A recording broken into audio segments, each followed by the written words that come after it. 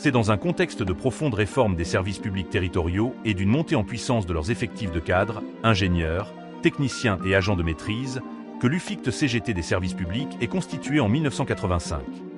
Depuis, elle s'efforce d'organiser ces catégories pour porter leurs revendications et trouver sa place dans le syndicalisme CGT. Nous avons rencontré 7 de ses premiers dirigeantes et dirigeants qui évoquent leur mandat. La commune était tout à fait en train de changer leur encadrement. Les services techniques s'étaient fortement constitués et la commune où j'ai été recruté, Sarcelles, avait recruté en même temps que moi une dizaine d'ingénieurs. On était au début d'un syndicalisme d'entreprise dans les catégories A et B, dans un héritage d'un syndicalisme cadre supérieur qui concernait d'abord les secrétaires généraux. J'ai très franchement eu beaucoup de chance parce que j'ai vécu en plein la construction du statut de 84. Donc on a été force de proposition et les syndiqués UGICT ont été tout particulièrement à l'œuvre pour que la fédération mette sur la table des propositions totalement nouvelles, en particulier celle d'une fonction publique nationale à 3 versants. On n'était pas contesté par les ouvriers employés, qui en tout état de cause constituaient 85%, 88% des forces syndicales de la CGT. Le champ revendicatif où je regrette le plus, c'est en fait la formation professionnelle. J'ai été, je ne sais combien d'années, membre du conseil d'administration du CFPC, puis après du CNFPT. En fait, je n'ai jamais réussi, avec les copains, à créer une démarche revendicative sur la formation professionnelle. C'était contradictoire avec tout ce qu'on voulait construire avec le statut. J'ai effectivement 2 questions qui, pour moi, relèvent encore de l'actualité et qui ont été des questions qu'on a initiées. C'est la création des collectifs professionnels.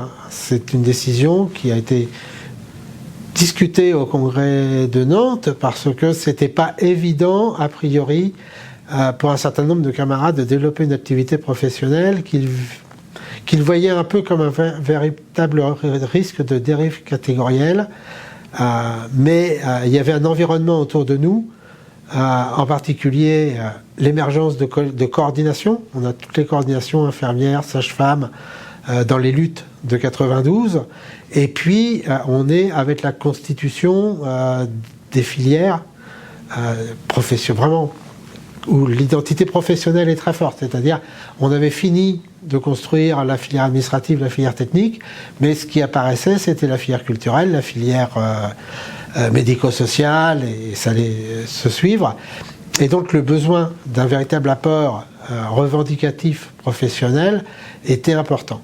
Il y a un autre collectif qui était également important à l'époque pour nous d'avoir et de faire vivre, c'était un collectif Code de direction, qui donc s'adressait plus particulièrement aux directeurs généraux adjoints, qui étaient à l'époque encore, on avait un nombre certain d'adhérents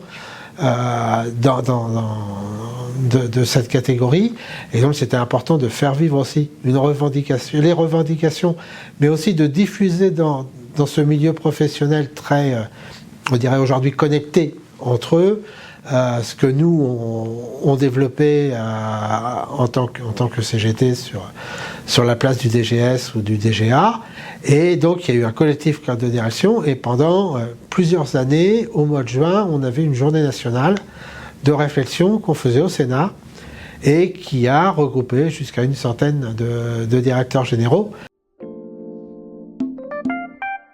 Et puis en 97, je suivais à l'époque le département des Bouches-du-Rhône et on a été confronté à l'arrivée des premières mairies Front National. Et j'ai en particulier suivi la mairie de Vitrolles. On a eu ce qui est à mon avis les premières journées de réflexion, en tout cas dans l'UFIT et dans la fédération, sur la question du racisme, sur la question de la pénétration des idées du Front National dans la CGT. Ce qui reste posé, c'est la reconnaissance de la nécessité d'une activité et d'une organisation spécifique CGT parmi les ingénieurs cadres techniciens qui ne me semble pas avoir progressé, voire peut-être avoir un peu régressé à travers à la fois dans les syndicats, dans les collectivités ou aux différents niveaux. Je pense que ça reste, pour moi, c'est quelque chose d'essentiel parce qu'on ne développera jamais les luttes au niveau nécessaire s'il n'y a pas une convergence de l'ensemble des salariés et elle ne peut pas se faire, pour moi, dans le cadre d'une activité simplement générale ou d'une organisation simplement générale. Il faut une convergence, mais il y a aussi des spécificités. Durant ce mandat-là, de 1995 à 2002, bien évidemment, la première chose, ça a été le grand mouvement social de fin 95, qui a été évidemment un mouvement social où les territoriaux ont pris une grande importance. D'ailleurs, on pense que les territoriaux ont été la première profession en masse dans le mouvement. Moi, je l'ai vécu un peu à Montreuil, mais beaucoup aussi à Nanterre, dans ma collectivité, qui a été en grève illimitée pendant 2 semaines à peu près. Et après, on est rentré dans une période à partir de 1997, qui a été une période politique particulière, puisque c'était l'époque de ce qu'on a appelé la gauche plurielle, d'un gouvernement de gauche, avec y compris un certain nombre d'avancées sociales, et des aspects aussi un peu contradictoires. Moi, je pense notamment aux 35 heures. C'est l'époque où il y a eu les 35 heures dans les collectivités, avec toute une série de questions qu'on a dû travailler à l'UFIC sur comment ça se passe pour les cadres, avec les aspects particuliers du temps de travail qui se pose différemment, voilà. Il y a des choses dans toute cette période qu'on n'a pas réussi, sur lesquelles on n'a pas réussi à aboutir. Un, c'est sur les questions statutaires. On avait beaucoup travaillé sur comment on reconnaît les métiers. Comment on peut opérer une reconnaissance des métiers qui ne soit pas sur une base corporatiste, c'est-à-dire pas sur une base qui coupe des autres catégories, mais une reconnaissance des identités de métiers qui passe par la boîte à outils statutaire. La deuxième chose qui me vient en tête, c'est le travail fonction publique. J'ai toujours été attaché, moi, et je le suis toujours, à la nécessité qu'on ait un travail dans la CGT fonction publique sur les 3 versants. Et j'avais essayé à l'époque de l'impulser pour ce qui concernait les ICTAM. Ça a été compliqué parce que à l'État et à la santé, il n'y avait pas l'équivalent, je dirais, du FICT un peu pérenne comme la nôtre. La question du travail spécifique dans la CGT, la première chose qu'il faut avoir en tête, c'est que c'est jamais acquis. Voilà, je le vois aujourd'hui dans les débats qu'on a aujourd'hui. Je dirais que l'ouvriérisme, ce que j'appellerais le généralisme, la tendance à nier ce rôle spécifique des cadres, elle existe toujours dans nos organisations. S'il n'y a pas de structuration spécifique, s'il n'y a pas d'outils spécifiques, on n'a pas de travail spécifique en direction des dictames.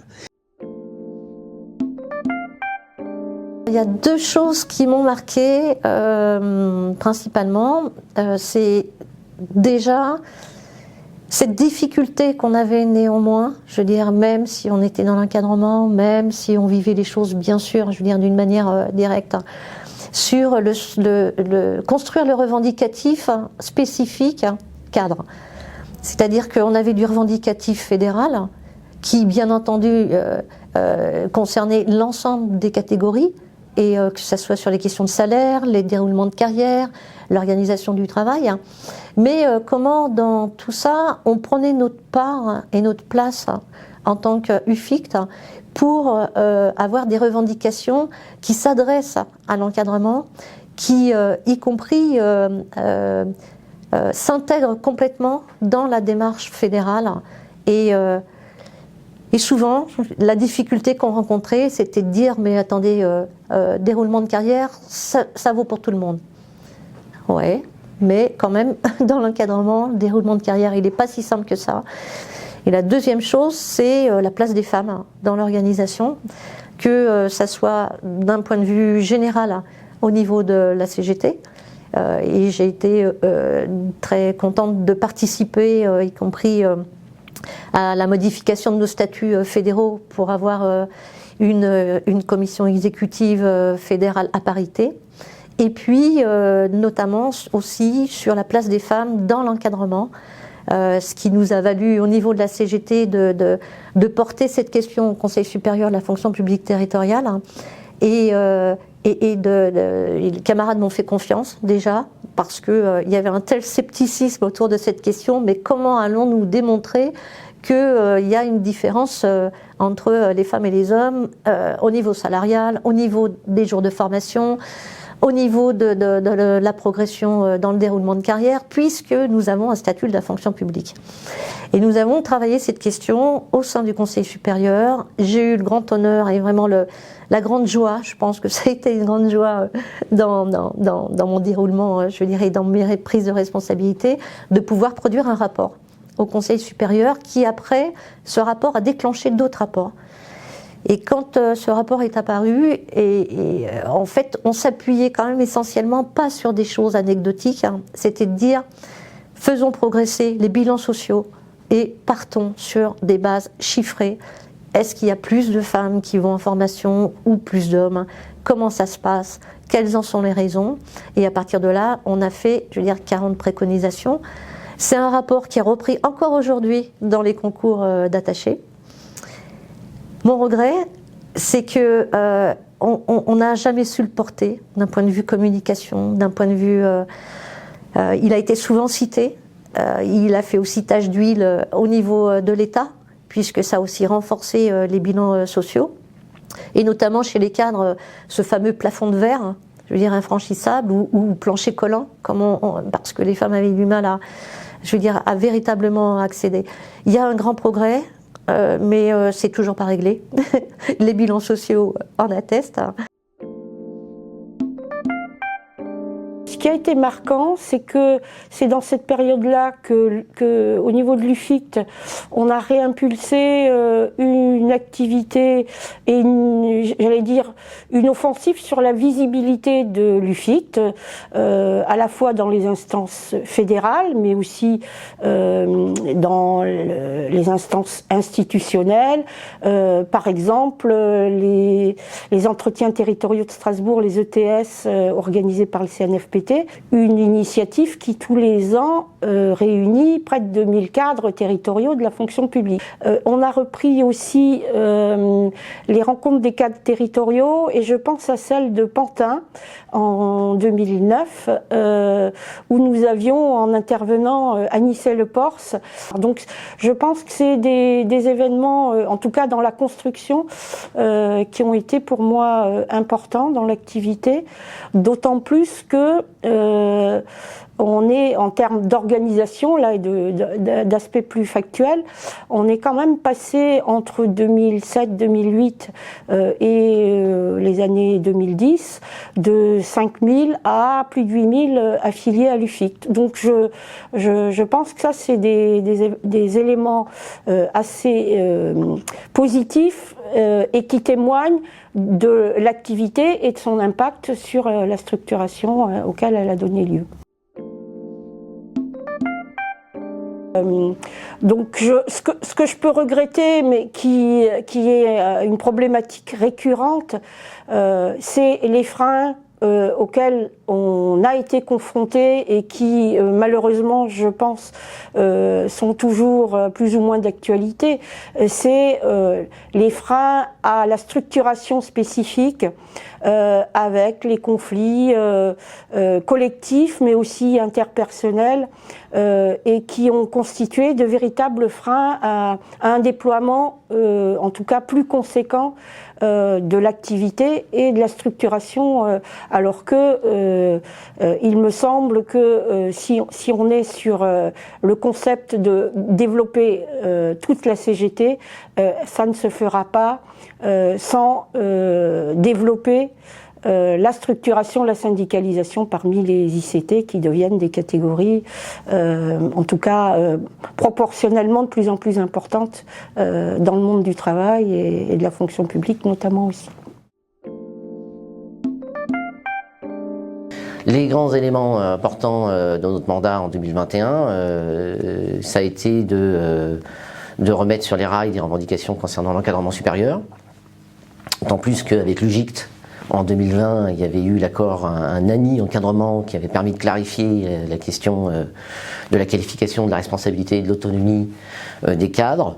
Le MEDEF attaquait les accords Agirc-Carco, donc des retraites des cadres, et donc il fallait sécuriser juridiquement ce que c'était que les cadres. Donc nous, dans la fonction publique territoriale, en continuité de notre congrès de 2021, on a voulu construire des revendications fortes et on a sorti, pour les élections professionnelles de 2022, un cahier revendicatif avec une autre conception de l'encadrement et du management alternatif pour des organisations saines, pour du respect des cadres, la prise en compte de la contradiction et un droit d'alerte, d'alternative concret.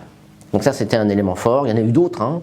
Notamment, c'est les années où ont émergé les difficultés sociétales de violences sexuelles et sexistes au travail, de souffrance au travail. Donc on avait aussi produit des outils à l'intention des syndicats, FICT, pour conscientiser ce que c'est qu'un encadrant, mais aussi la question de la souffrance au travail, notamment des risques psychosociaux qui étaient forts. On avait sorti 2 sociomètres qui ont fait date, puisque après la Confédération s'en est emparée, les UD se sont emparés, ils les ont déployés dans l'ensemble des fédérations avec leur logo.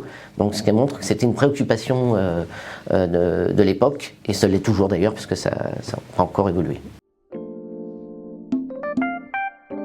2021, notre congrès, on est en pleine deuxième phase de la Covid. On est en congrès hybride, c'est compliqué, etc. Et dans la fonction publique territoriale, forcément, tous les métiers télétravaillables sont renvoyés chez eux dans la grosse panique, puisque rien n'était prêt, il y avait très peu de télétravail à l'époque dans la fonction publique, donc on est en travail à distance en mode dégradé, c'est la catastrophe, notamment pour les encadrants qui ne savent pas gérer leur équipe, etc. Et il y a ce gros sujet télétravail qui vient sur la table parce que les employeurs publics comprennent très vite l'effet d'aubaine, l'effet d'économie et hop, et se disent c'est super, on va renvoyer tout le monde à la maison. Et là, on est en pleine panade sur les conditions de travail, sur les conditions d'encadrement, donc on a vraiment du mal-être au travail très très fort. Donc on a dû s'emparer de ce sujet télétravail, organisation digitale du travail. C'est notamment la période où l'UFICT est avec la fédération dans la négociation de l'accord national interprofessionnel sur le télétravail. J'y participe et ça a été une expérience assez riche, même si elle a été compliquée. L'idée, c'était vraiment tout en permettant à des agents qui souhaitaient télétravailler, encadrer le dispositif pour garder les collectifs de travail, garder l'intelligence collective et ne pas isoler l'agent. Et donc, on crée notre guide aussi, négocier le télétravail, un guide du FIC qui a eu pas mal de succès. Et puis peut-être la deuxième chose, on tombe en plein la problématique de lutte contre les violences sexistes et sexuelles. Et donc on s'engage très en amont des autres orgas dans une motion, une sorte de protocole de prise en compte de ces situations et de rétablissement de situations normales. On était à ce moment-là aux prémices du cadre commun et donc on a accompagné notamment cette création en essayant de décliner chez nous un protocole en rencontrant la cellule de veille, etc., qui nous a beaucoup aidés.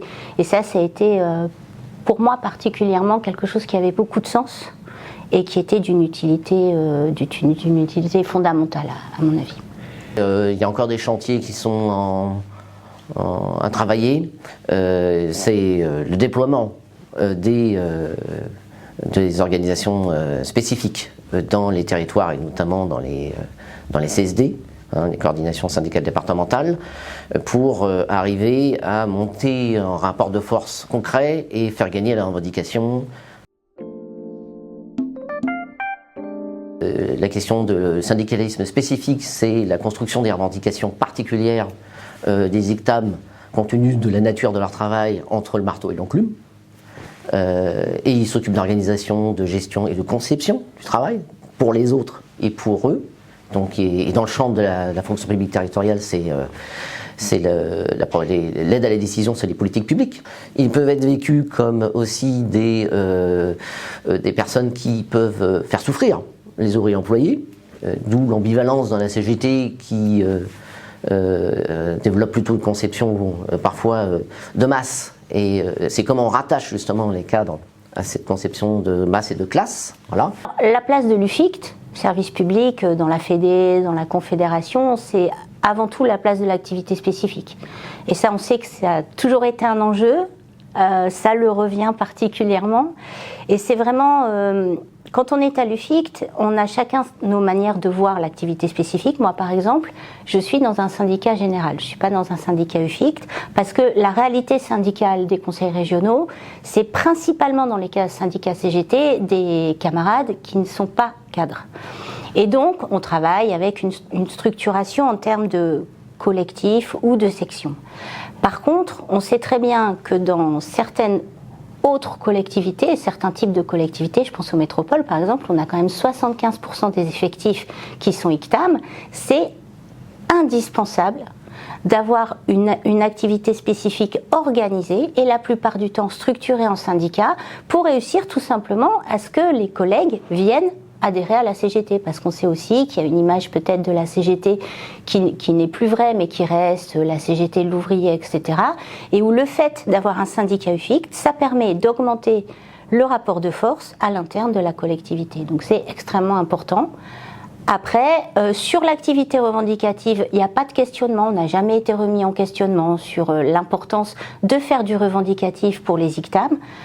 La problématique, elle est plutôt peut-être en qualité de vie syndicale, sur structuration ou pas structuration. Voilà, c'est les enjeux actuels. Les cadres supérieurs et ensuite l'ensemble des catégories A et B de la fonction publique ont participé à la fois à la construction de la fonction publique, mais aussi à la construction de notre fédération dans tous les champs. Et ils ont participé, moi-même d'ailleurs, 2 reprises, à la négociation avec des ministres pour obtenir notamment... pour les ASEM, une catégorie B et un plan de résorption d'emploi précaire, c'était en 2012 avec la loi Sauvadet, en intersyndical, mais aussi avec les autres versants, notamment l'hospitalier et l'État. Un co-secrétariat à l'UFICT avec un homme et une femme, ça a à la fois des avantages et des inconvénients. Les avantages, c'est le partage de la responsabilité et la co-construction de décisions. Les inconvénients, c'est... de se mettre d'accord, parce que ça peut créer de la confusion dans la responsabilité, la prise d'initiative qui parfois est nécessaire lorsqu'on est présent, et donc il y a besoin de beaucoup mettre en commun les informations. À mon sens, ça a deux répercussions importantes. La première, c'est l'ordre symbolique.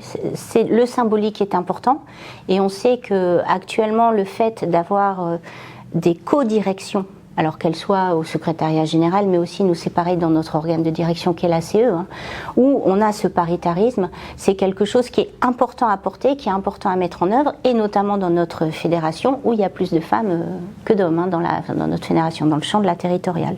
Donc ça c'est extrêmement important. Bien, et j'insiste sur le fait que ce ne soit pas que le co-secrétariat, c'est également la direction, et dès qu'on peut, on essaye d'avoir cette représentation paritaire. Et puis la deuxième chose, c'est matériel, c'est-à-dire que le fait d'être 2, Alors, un homme, une femme, 2 hommes, 2 femmes, c'est aussi 2 fois plus de capacité à représenter l'UFICT, à porter les messages de l'UFICT, 2 fois plus de possibilités d'être dans les réunions, d'être présent et d'assister. Et puis, un homme et une femme, alors je sais pas, je voudrais pas tomber dans le cliché, peut-être des sensibilités différentes, mais qui sont liées aussi au fait qu'il n'y a pas qu'un homme et une femme, il y a aussi un des co-secrétaires qui est issu de l'Île-de-France, et l'autre qui est issu des territoires. Il y a plusieurs chantiers importants. Il y en a 2 que je trouve vraiment fondamentaux. Il y a l'environnement, parce qu'on voit qu'on atteint les limites planétaires, etc. Et que là, c'est une question de survie humaine qui se pose. Et dans les collectivités territoriales, et notamment les ICTAM, les cadres, ont une potentielle action sur les politiques publiques en la matière. On voit aussi clairement que dans pas mal de collectivités, la question de l'environnement est quelque chose qui intéresse nos collègues et particulièrement les jeunes en plus. Donc ça, c'est les jeunes et j'ai même tendance à dire aussi les femmes. Et le deuxième, alors là c'est peut-être particulier à la fonction publique, mais il me semble qu'il y a une très grosse inquiétude à avoir sur la casse du statut de la fonction publique. On sait que le statut de la fonction publique a été créé après l'épisode collaborationniste en France. On sait ce que ça donne, on l'a vécu, une administration aux ordres d'un gouvernement totalitaire, collaborationniste et pro-nazi. Et le fait à la fois qu'on casse le statut en codifiant, parce que c'est ce qu'on vit actuellement, mais aussi qu'on favorise à outrance la contractualisation, notamment dans la haute fonction publique, ça c'est quelque chose qui me semble gravissime pour l'intérêt général. Et en ces temps où on sait que le danger RN est très très fort, ça c'est quelque chose, pour moi là, c'est l'alarme, quoi. C'est vraiment l'alarme.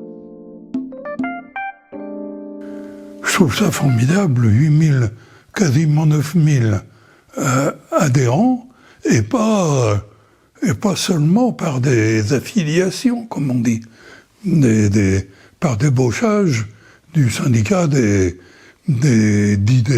ouvriers employés, par des adhésions. Je trouve ça extraordinaire.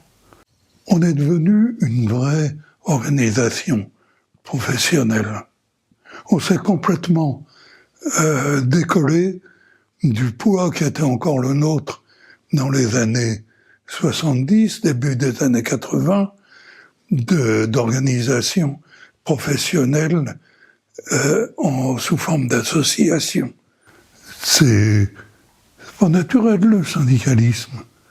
Et visiblement, on a fait d'énormes progrès liés à cette massification que l'on n'avait pas.